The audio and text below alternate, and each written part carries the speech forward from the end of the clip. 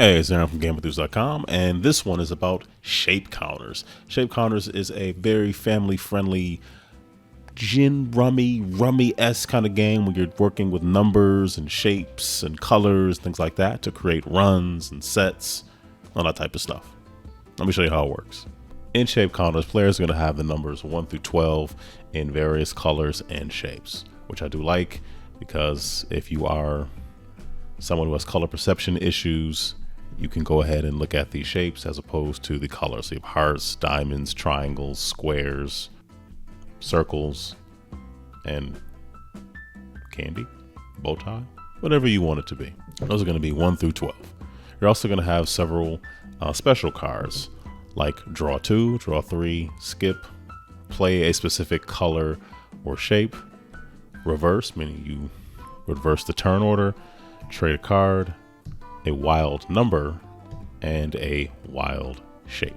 Shape counters has a rummy-ish type of feel, so you're going to be creating runs of numbers 1 through 5, 1 through 6. You're going to try to create runs of a rainbow run. You're going to try to create shape runs, sets of the same number or shape, things of that nature. As you can see on screen now, you're also going to score bonus points should you require 6 of the same number for a number set. Should you require a rainbow run, you'll get 50 bonus points, 25 for the number set. And if you have a shape run of 5 or more, you're going to get an extra 25 points. So the game takes place over 3 different rounds, and players are going to be dealt 6 cards and do the best they can do creating those runs to earn those points. Let me show you how it works. So the word I probably should have been using more is meld. So what's an acceptable play is for a player to create a meld from their hand and put it in front of them.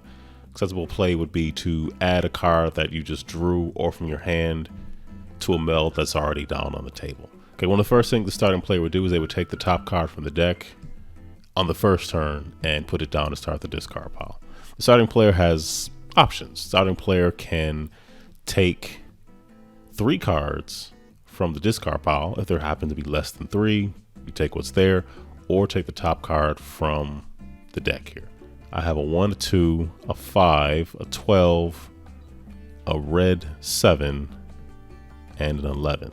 So starting player is going to just take a card from the top of the deck, and they have a 2. In order to make a meld or a run, I'd have to start off with at least 4 of the same shape. I have 3 here, so I can't really start that off. My options are kind of few. This is the first turn, so the starting player is just going to discard 1 card. They're going to discard this purple 11, and that is their turn. Okay, the second player looking at this 11, they have an 11, but they don't really want to play it, so they're going to just go from the top of the deck. So they do have a 10, 11, 12 they can play. This player isn't quite ready to make a meld, given that they have a 2, a 3, a 4, which helps, but maybe they're trying to work on this 10, 11, 12. So I have to discard a card. So they choose to discard this play 1, which is going to force this player to play 1 square. So one of the mistakes I made was I did not explain that correctly at all. So if you play one of the play shape color cards and against another player, they're going to have to search their hand to find that card. If they don't have one, they're going to have to go through the deck until they find one. So that's part of the game as well. And if at any point somebody just has accrued so many cards they feel like just giving up, they can do what's called surrendering, as you just see in the video there. They can surrender, meaning they're out for that round. So whatever they've accumulated in terms of negative points will stay with them. They just won't get any more or get rid of anything. And strategically, how that could work is if you're in need of this shape or this color, you could force other players to put it down in hopes that when it's back to your turn, if you do decide to take the top 3 cards from the discard pile, you may acquire the card that you need. This player does not have that shape, so nothing would happen. So they're going to take their turn, they're going to draw, and they've drawn a 2.